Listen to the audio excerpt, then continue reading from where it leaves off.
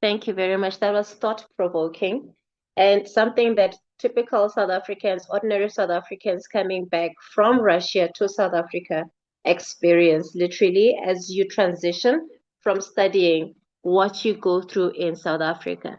Anyway, that's a different conversation that we could dwell into, but I'll hand over to you, Madam Martha. Please take over. Uh, Thank you very much, Delia. Um, I would like to say, yeah, we're heading to the end of, well, I forgot to switch on my camera, sorry. Um, uh, do we have any questions, Delia, for Dr. Nzo? Yes, we do have a few questions. Dr. Nzo, are you available now? Yes, I'm available. Thank you. Okay, first, we'd like to invite you to add if there's anything you would like to add, and then when you're done, we'll just follow up with the questions we have on the board. All right. Okay. Thank you very much. I think a lot has already been said, particularly by the last speaker. And I love the way the last speaker speaks from a point of passion and talking directly to the topic at hand, where we need to start looking at how education can really serve countries such as South Africa to become a much more modern 21st century state. Firstly, my addition is that we have to acknowledge, colleagues, that we are at a Boris Yeltsin state of affairs in South Africa.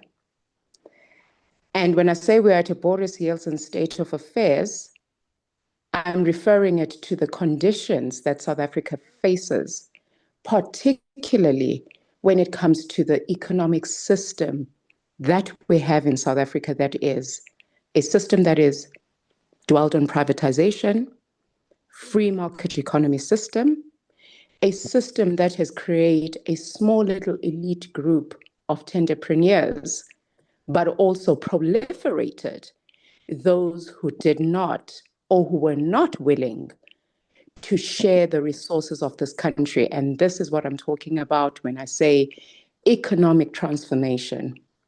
I know there was a movement that spoke about radical economic transformation in this country, but obviously it was embedded on a whole lot of nuances that others can articulate as a way in which the state could be captured again by another group of elites.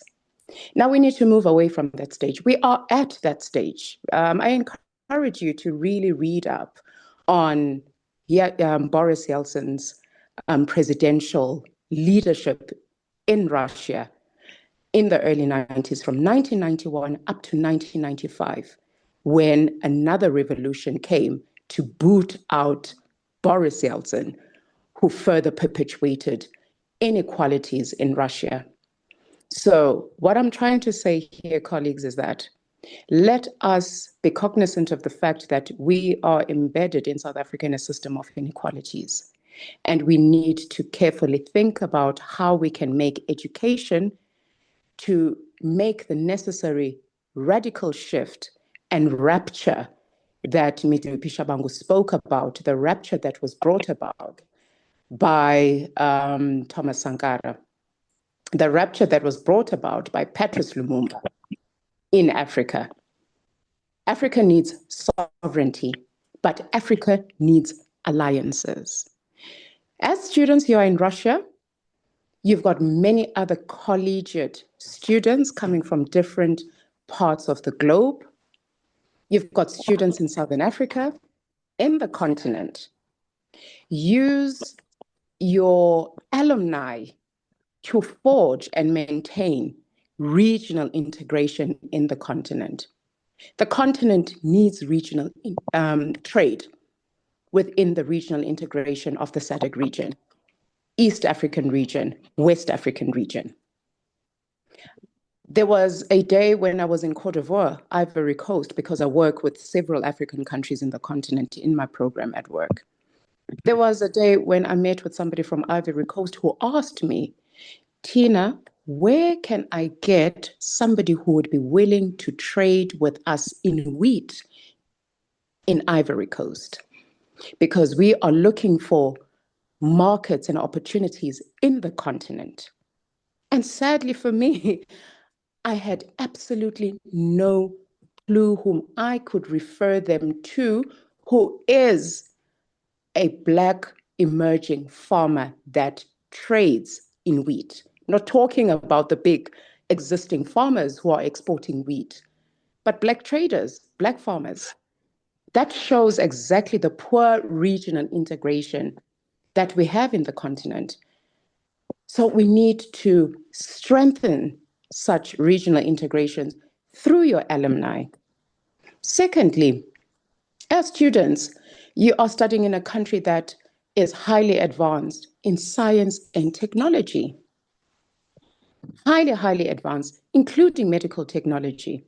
Those of you who are studying medicine, you are getting an education that is embedded in family medicine and making health accessible to everybody without necessarily having to have medical aids.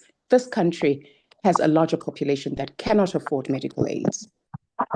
Be innovative enough as a trained medical doctor to see how you can integrate technology to make medical services affordable and accessible to rural communities.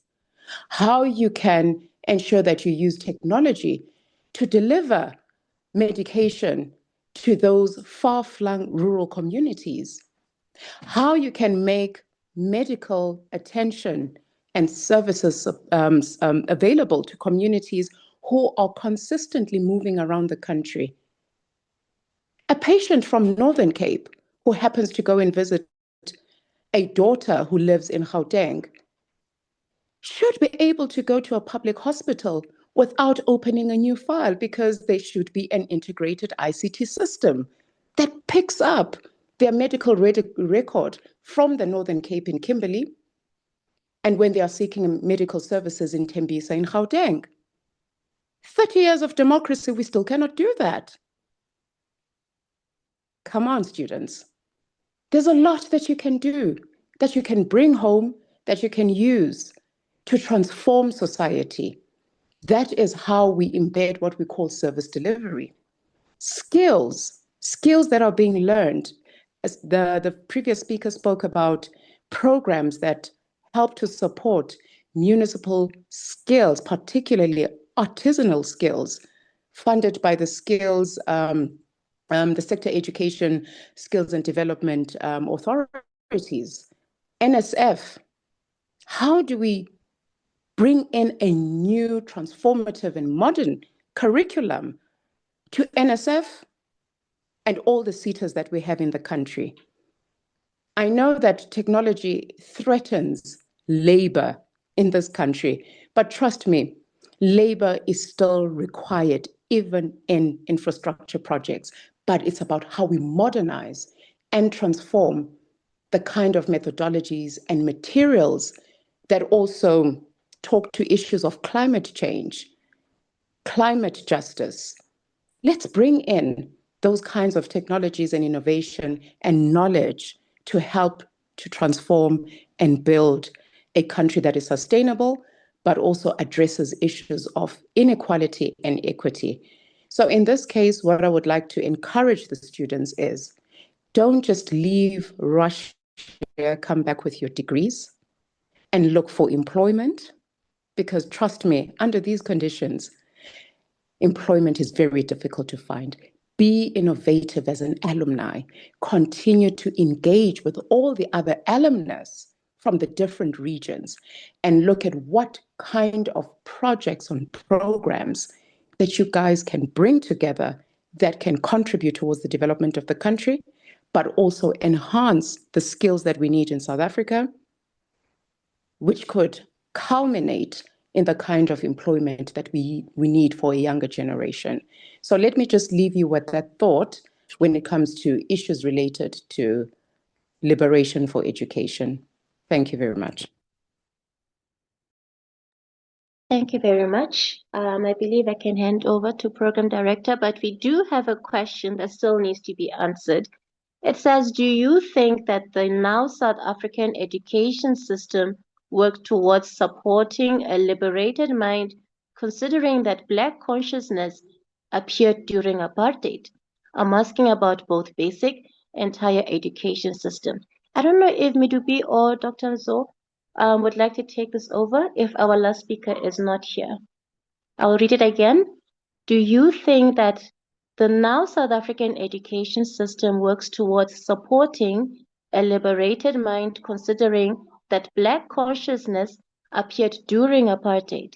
I'm asking about both basic and higher education system. Thank you very much, Delia. I will pass that question over to Mr. Shabangu, but my comment on that question is very brief. I do not think that the current education system has produced a liberated mind to the upcoming generation and future leaders and a future workforce that is needed to take up the modern state in South Africa. I really do not think so. And sadly, we have reduced the quality of our education, especially at basic education level. What do you expect to get an outcome of average students who can proceed to the next class up to matric with a 30% pass rate? What do you expect? Are you expecting them to be competitive in the market, to be innovators, if they do not have an education that is foregrounded by the foundations where they need to produce the optimal quality of understanding? And sadly, that's the reality that we are faced with at universities, where we are inheriting students who can't read properly, who can't write properly, who can't grasp the basic mathematical formulas properly. And you're expecting those students to be absorbed in engineering departments, spatial planning departments, geography departments, medical departments with a 30% rate. We are undercutting ourselves as a country. So I don't think that we are yet ready to produce the best quality with the kind of education system that we had, that has never raptured from the apartheid education system. Sadly, our competitors in the continent who are coming from Anglophone countries, they graduate with O levels. And when they go to universities, if they want to get to Harvard University, to University of Oxford, Birmingham, Edinburgh, Cambridge, they are undercutted. So unfortunately, we need to think about the kind of quality of education we are producing at basic level that is not transformative, that does not produce any form of radical quality that we are expecting in the country. So let me just pass it on to Mr. Midupi. Thank you. Thank you so much. I think we need to actually, I once attended the BRICS summit in Durban. And then fortunately, in my past work a few months ago, a year ago, I used to work for a SETA, Sector Education Training Authority, under Department of Education and Training. In the commission that I was deployed in, it was on education, where we had our counterparts from the BRICS countries. I asked a very fundamental question, that if South Africa, we need to be competitive, to be on par with our partners in BRICS, we need one of the important elements to start rebuilding the foundation years of our basic education. What Dr. Nzo made mention of, that you can't have a child who's passing at 30% mathematics and expect that child to be an astronaut, if indeed we are taking ourselves serious. 10, 15, 20 years from now, what is going to happen is this. There will be, to a greater extent, an unequal partnership between the BRICS countries because of the foundations that we give our children. Let me qualify it in terms of actually effects, scientific facts from the United Nations. It was picked up that South African young students They can't read for comprehension. So if you can't read for comprehension, basically you are just bubbling sound, just bubbling sound. So then if you can't read for comprehension, then you can't understand technical subjects properly. So therefore, to talk about preparation of an education system, we need to rebuild it from there, strengthen it, but most importantly, have proper exchange, learning and cultural exchanges. It wouldn't hurt for us to have Chinese teachers come into South Africa teaching mathematics. It wouldn't hurt for our own teachers, primary school teachers, going to Russia, to China to learn exactly exemplarily how to deliver the pedagogical material in terms of teaching over a period of time. But that needs to be built and anchored by government to government relations and planned properly, outline actually the interventions and the outcomes that we need to achieve. Thanks. Thank you very much. Thank you very much. As usual, very insightful. Thank you. I'll give it back to Martha. Please take over. Thank you, Delia. I would like to give the opportunity to one of our honorable guests to comment on the topic that we were talking about, education of the liberated mind, freedom building in the 21st century Africa. She is a NYDA board member, Miss Tembisile Mahua. Sorry. Would you like to say something? Thank you. Thank you very much, Program Director. Greetings, colleagues. I had just thought I would just attend the session, Program Director, and just learn from colleagues. However, I do want to say just a few things in this very interesting topic, but also to support Comrade Kulegane in the response he gave. Perhaps, I am Tembisile Mahua. I'm a lawyer by profession, and I am a board member of the National Youth Development Agency in South Africa.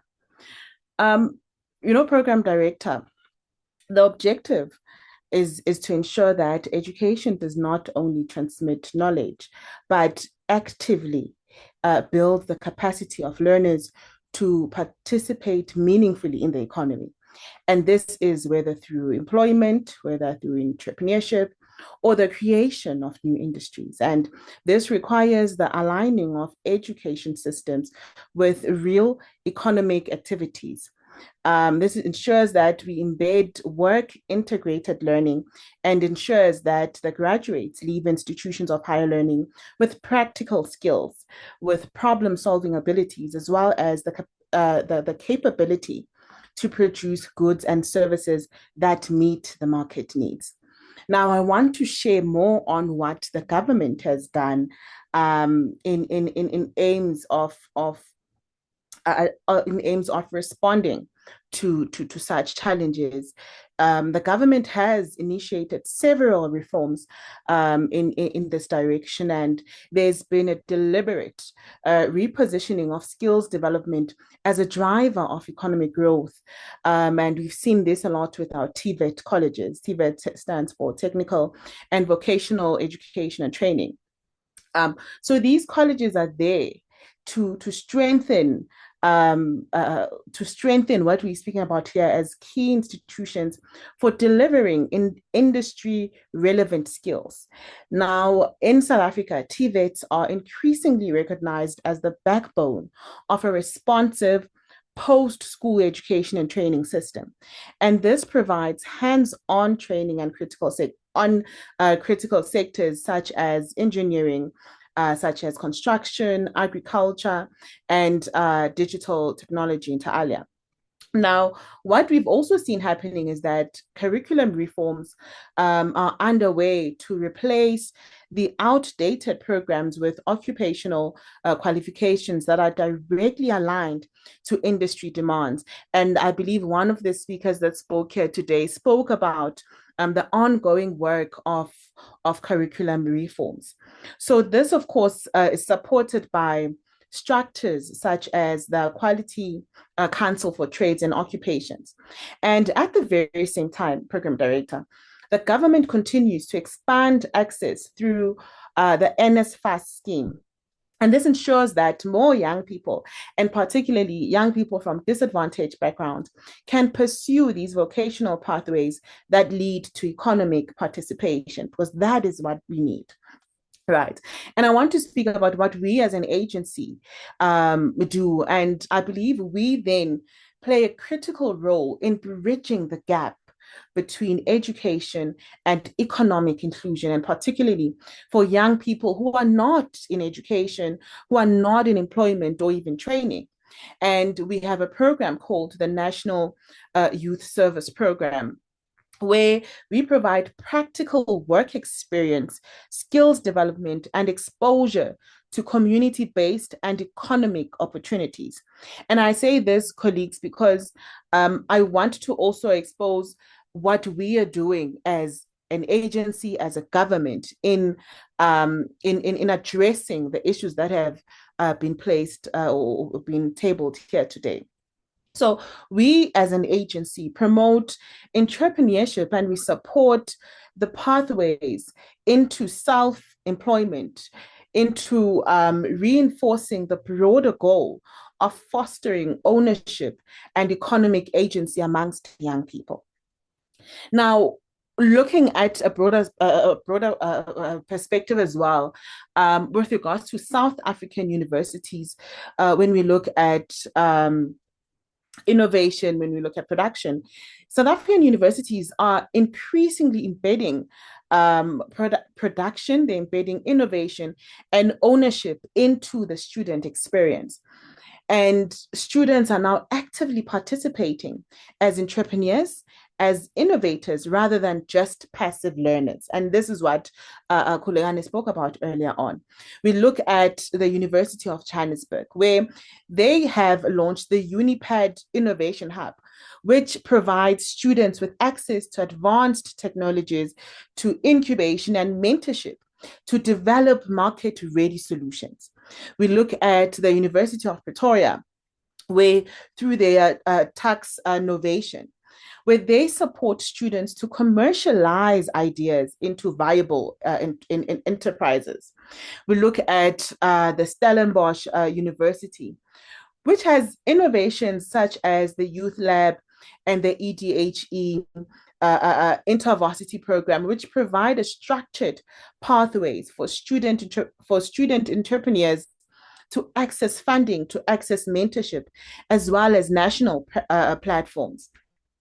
We look at the University of Cape Town and the University of South Africa, which are expanding innovation through ecosystems, through hackathons, through incubators, and entrepreneurship programs that enable students to build prototypes, to start businesses, and engage with industry while studying. The University of South Africa has recently purchased an airport. So it's the only university in Africa to have purchased an airport. And we'll look at what does that then mean for the aviation industry, and looking into young people particularly that will now participate in that area. I know Prof. Angelo Dube of UNISA has been actively involved in ensuring that young people can access these opportunities. So this is bridging the gap that we're speaking about. And coming into young people such as yourselves that are studying internationally. Now, you represent a critical extension of this innovation or this innovative ecosystem, because many of you are exposed to advanced training in areas such as engineering, medicine, energy, space science, and others that have been mentioned here today. And, you often highly practical and research intensive environments. And indeed, that places you at a high advantage, right? And ideally, we want to see that coming back into playing a role into the economy, because your contribution lies not only in acquiring these scars and high level skills, but in transferring the knowledge, in transferring the technology, as well as innovative practices back into the South African economy upon your return. So you then support industrial development, you strengthen research capacity, and you contribute to priority sectors such as the energy security sector, manufacturing, such as healthcare. So these are also opportunities to better integrate into national programs and linking, of course, with local incubators, linking with research institutions and funding mechanisms to ensure that the skills translate into actual local production, they translate into innovation, they translate into enterprise development rather than being lost to external markets. Now, ultimately, colleagues or program director, while meaningful progress has been made, I believe the next phase must focus on deepening the integration and ensuring that all parts of the systems, including TVETs, universities, youth development, international training pipelines, work together to produce graduates who are not only qualified, but are also active economic participants and innovators as well as owners in the South African economy. I will end the program director, but I'm still here for the duration of the program. Thank you. Thank you so much. Thank you so much for your insight. We are now closing with, sorry, we're now headed for closure of the event. I would like to open the floor to our speakers and panelist members if they want to make any closing statements, starting with Kuleganis Kosana. Do you have anything to say? Any closing remarks, please? Absolutely. Thank you. And quite insightful contributions from the other panelists. And I must add, the NYDA is a creation by young people. In its current form, it is led by young people, and it was created by young people for young people. That is an example of how youthful ideas can become government policy. So even how we think the government should change, we need to propose those solutions. And I repeat that our issue should not be the lack of problem solving, but the fact that somebody somewhere is refusing to implement a proposal we have come with. That is where the fight must be. Let me close by bringing it all together. Where previous generations carried weapons to win freedom, our generation must carry knowledge to build it. And in that sense, I mean that education is the new AK-47, colleagues. But knowledge that is not applied is useless. Knowledge must be deployed. There was a question raised earlier on about the South African education system producing a liberated minds. My answer, yes, we have made progress in access. So you compare 1994 and 2026, how many young people are able to access education. However, we are not fully educating for liberation, because a liberated mind is not trained only to pass. It is trained to understand, to question, and to build. That is why consciousness matters. That is why I believe history must be a compulsory subject in our schools. Because if you do not know where you come from, you will struggle to define where you are going. A generation without historical grounding is very easy to confuse, very easy to redirect, and easy to misuse. And here is the deeper issue. Our system still leans too much towards consumption. Let me make it real, and let me further explain. When an African child gets a phone, the instinct is to explore the apps inside the phone, the TikToks and everything else.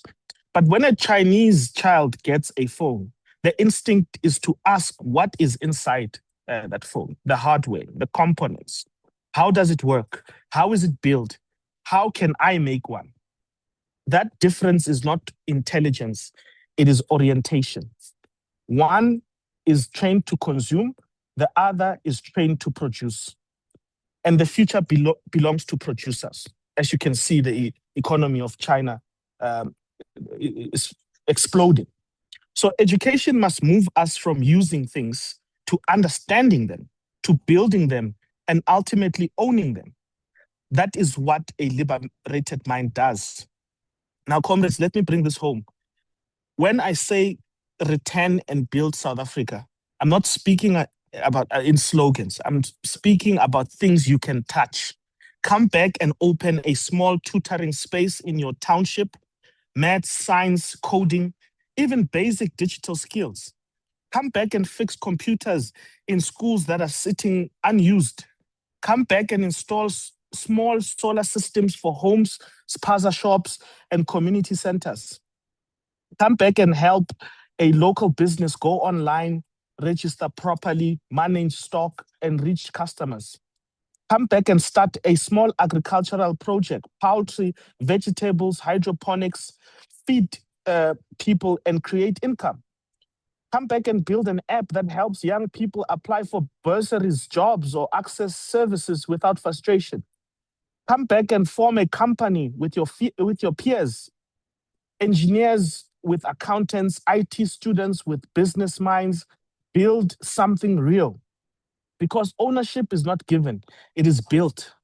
And opportunity is not always big and visible. Sometimes it is a broken system in your community, a school that needs help, a clinic that needs support, a business that needs structure, a young person who needs guidance. That is where freedom must live. Not only in policy, not only in speeches, but in things that work. A functioning computer lab, a working borehole, a business that grows, a young person who gets an opportunity because you intervened. Comrades, freedom in 1994, I repeat, opened the door. Our task is to build the house. And that house will not be built by talk. It will be built by disciplined, conscious, capable young people who take what they have learned and turn it into action. Where previous generations carried weapons to win freedom, we must carry knowledge to build it. Education is our new AK-47. Now, the question is not whether you are educated. The question is what you will build with that education. Thank you.